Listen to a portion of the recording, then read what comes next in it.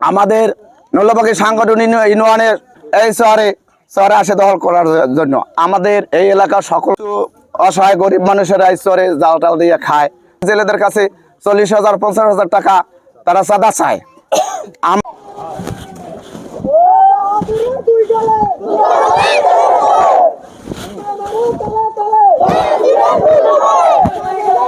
আমাদের জেলেদের কাছ থেকে চাঁদা চায়।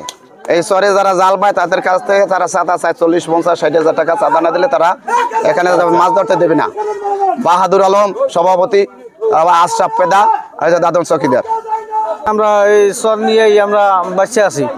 এই চরগুলা এরা বিএনপির কথা কইয়া এরা চাঁদাবাজি করতে আছে, এরা জোর দোল করতে